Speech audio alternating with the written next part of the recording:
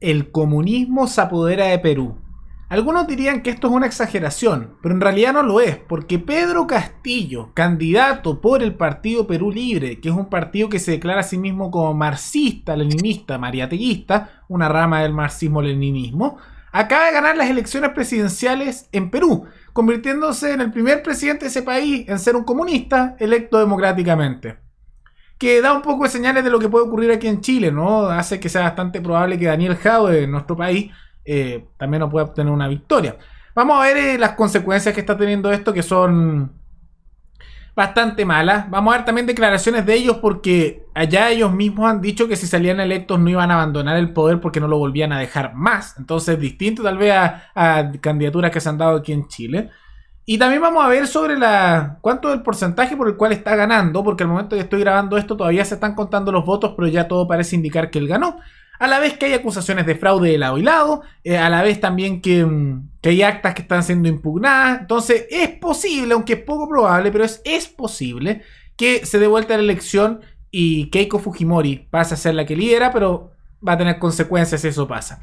De todas maneras, antes de continuar y que veamos todo ese detalle, quisiera agradecerle al suscriptor Conabri, que se convirtió en el suscriptor más reciente, es decir, hacer un aporte voluntario único al canal a través de Flow. Así que muchas gracias, te lo agradezco mucho. Gracias a aportes como el tuyo y el de otros suscriptores, que este proyecto sigue adelante y se mantiene independiente. Así que si alguno de ustedes quiere hacer un aporte voluntario único por Flow, o por criptomonedas, o un aporte mensual por Patreon, o por la comunidad de YouTube, pueden decidir hacerlo mirando el comentario que se encuentra fijado abajo.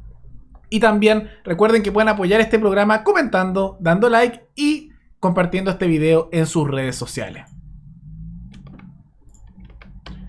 Las elecciones peruanas han sido, para qué decirlo, bastante convulsionadas. Vale la pena decir, y esto lo digo antes porque se han hecho, que a lo largo de la elección se detectaron irregularidades por personeros de Keiko Fujimori, pero también por personeros de Pedro Castillo. Y hay acusaciones de fraude que en su momento dieron vuelta a lo largo de la elección entre lado y lado. Entonces, más allá del resultado final, que parece indicar que Pedro Castillo será presidente, no va a ser aceptado por cerca de la mitad de la población del país para un lado o para otro. Y hay que tomar en cuenta que la inestabilidad y el caos va a llegar a Perú de una manera u otra.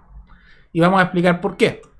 Ahora, de todas maneras, con el voto ya contado en un 95,624%, Castillo va ganando con un 50,241% y Keiko Fujimori en segundo lugar con un 49,759%. Algo curioso dentro de todo esto es que falta algunas partes del voto extranjero. Por ejemplo, falta votar el de Estados Unidos, que no se sabe qué va a elegir, no se ha mostrado. Y una sorpresa fue el voto de Chile, que también todavía está contado solo el 2,8%, un porcentaje bajísimo, pero ya se nota la tendencia que en Chile, que es donde hay una de las colonias peruanas más grandes a nivel de inmigrantes, arrasó Pedro Castillo. Simplemente arrasó. Miren eso, más del 65% de los votos en Chile. Se nota que aquí los que han votado tienen un rechazo bien fuerte a lo que es el fujimorismo en particular y la derecha peruana. Y por lo tanto todo parece indicar que Pedro Castillo va a ser presidente. Ya están celebrando y más o menos están declarando victoria. De todas maneras, es posible que eventualmente pueda haber cambios porque hay muchas actas que han sido impugnadas. Y eso puede afectar más o menos votos para uno o para otro. También falta todavía contar algunos votos y está muy peleado, entonces puede darse vuelta. Pero la tendencia, como se ha marcado en las últimas horas, por varias horas, es que mientras más votos se están contando, más se marca la diferencia, aumentando el apoyo a Castillo progresivamente. De todas maneras, como ha habido acusaciones y algunos casos acreditados de irregularidades por fraude de lado y lado, si gana Castillo, gran parte va a acusar fraude y va a haber inestabilidad.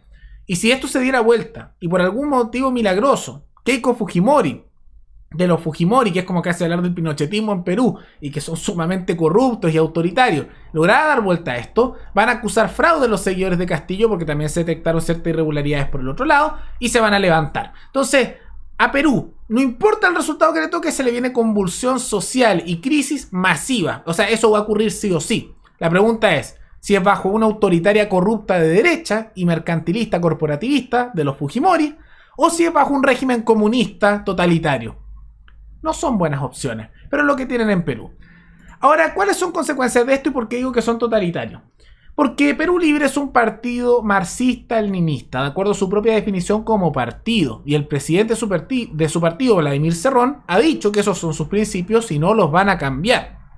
Y dentro de ello, hay que tomar en cuenta que ellos lograron sacar electos a numerosos congresistas.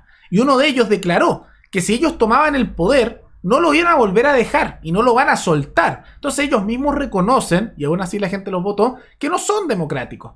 Y que no se van a ir cuando lleguen al poder, porque según ellos, dicen que la derecha ha estado gobernando siempre en Perú, que yo lo cuestionaría mucho. La derecha ha tenido poder fuerte en Perú, pero también han tenido gobiernos bien de izquierda y dictatoriales, incluso como fue la dictadura de Velasco, que fijó precios, expropió cosas, o el primer gobierno de Alan García, que también imprimió dinero como loco, fijó precios. Entonces, una serie de cosas, pero ellos argumentan eso, entonces no lo quieren volver a soltar. Entonces, eso es una consecuencia directa de esto y si lo van a lograr o no, difícil saberlo. Porque depende cuánto puedan infiltrarse en la estructura institucional peruana y qué pasa con los grupos de poder hegemónicos empresariales y militares en ese país. Porque, insisto, esto puede terminar muy mal para ese país. De todas maneras, una de las consecuencias que ha ocurrido es que la bolsa de Perú se desplomó. Y vamos a ver más tarde cómo esto está afectando a Chile porque hay amenazas de expropiación a empresas chilenas. Y lo que se ha visto es que por el miedo la bolsa se desploma y también el sol peruano, que es su moneda, se ha devaluado de una manera impresionante, llegando a mínimos históricos de valor. ¿Qué implica eso? Que al hundirse el valor, su moneda vale menos y por lo tanto van a ver como que el dólar estuviera subiendo, pero en realidad lo que eso significa es que la moneda peruana está valiendo cada vez menos porque hay miedo de uno, que se quite la autonomía al Banco Central, entonces imprimir como locos, que es algo que también se quiere hacer, las expropiaciones, la falta de seguridad jurídica y una serie de otras cosas a la vez que Pedro Castillo ha dicho que quiere romper con todo tratado internacional, porque también tiene esa cosa media nacionalista mezclado con el comunismo y es sumamente conservador además. Entonces, tomando en cuenta esos antecedentes, se vienen cambios muy profundos para Perú y en una dirección sumamente colectivista, porque acaba de salir electo un comunista en ese país. Y si por algún motivo logran dar vuelta a la elección a último minuto los fujimoristas, yo les aseguro que va a haber cierta irregularidad probablemente ahí y se va a acusar fraude. E incluso si hay fraude de los fujimoristas, probablemente algunos lo van a justificar porque la alternativa es el comunismo, ¿no? Pero eso muestra que hay una derrota cultural y profunda de la derecha peruana allí. Porque el hecho que más de la mitad del país esté dispuesto a votar por alguien que se declara a sí mismo como marxista-leninista, de un partido que dice que no va a abandonar el poder y tenga tanto apoyo, muestra que la derrota cultural, política y estructural de la derecha es completa. Y en gran medida, yo escuchando a personas que han apoyado a Pedro Castillo, incluso viendo aquí en Chile que tiene harto apoyo dentro del mundo de los peruanos de aquí, se nota que muchos votaron por él porque lo ven como que no es corrupto y es distinto. Y detestan la corrupción de los Fujimori y el autoritarismo. Y sumado a eso, hay muchos temas que la derecha peruana nunca ha querido tocar, que si cuando los enumere van a notar que son los mismos de los problemas que se han dado en Chile y en otros países. La corrupción, el elitismo, en muchos casos el racismo también, las discriminaciones asociadas a eso. No olvidar el tema del corporativismo, del enriquecimiento de políticos y de personas cercanas al mundo político que se han enriquecido por contratos con el Estado o con concesiones que son riqueza ilegítima por haberse asociado con monopolios artificiales. El ejemplo es López Aliaga, por ejemplo, monopolio de trenes en Perú, Perú Rail, que Castillo dijo que lo va a expropiar.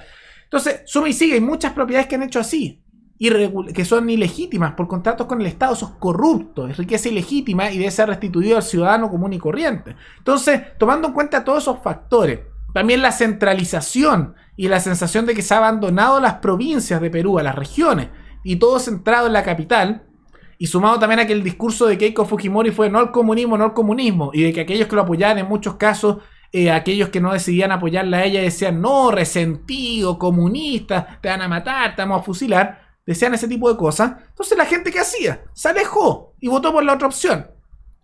Porque termina ocurriendo que cuando tienes gente que siente toda esa molestia, justamente porque ha sentido que siempre se centra el poder en la capital, y que siempre lo están perjudicando, viene esa propiedad ilegítima, llega un tal punto de molestia que terminan votando por cualquier cosa con tal de terminar con eso. Y en medio de todo eso, y llegando, podríamos decir, de sorpresa, aparece Pedro Castillo.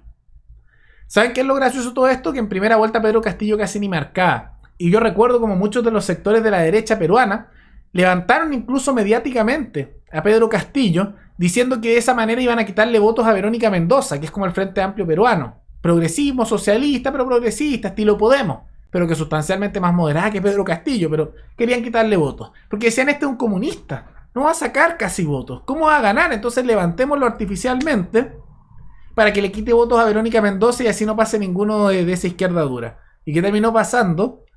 Que el comunista creció, pasó a segunda vuelta, nadie se lo esperaba, pasó con la candidata más odiada a nivel político de su país, asociada a muchos casos de corrupción, de violencia y también al tema del autoritarismo del régimen de su padre dictatorial. Y ahí están. Un comunista saliendo electo en Perú. Esto va a influir mucho en la región. Mucho. Porque esto probablemente lleve y facilite la llegada de alguien como Daniel Jadue al poder. Y vamos a ver si cambia su discurso y se pone más radical, porque tal vez esto le da confianza para decir lo que quiera, porque va a ver que puede salir electo, incluso con un discurso que es plenamente comunista. Es realmente impresionante. ¿Pero qué piensan ustedes de esto? ¿Creen que hay un fracaso cultural y político de la derecha? ¿A quién culpan de esto? ¿Por qué creen que hay tanto apoyo a un comunista en Perú, y además un comunista de la vieja escuela, ¿no? Que no ha tenido vínculos con el Foro de Sao Paulo, no tiene vínculos nada con esta izquierda moderna, sino que es alguien que salió justamente de los pueblos y de manera más bien sorpresiva, asociado a la izquierda marxista tradicional, creció con mucha fuerza y que no tiene conexión casi con ninguno organismo internacional, nada por el estilo. Entonces, ¿qué piensan de todo eso? Coméntenlo abajo y recuerden que pueden recomendar algún tema, alguna noticia, tanto de Chile como otros países, para otro video. Nos veremos en el siguiente programa. Hasta luego.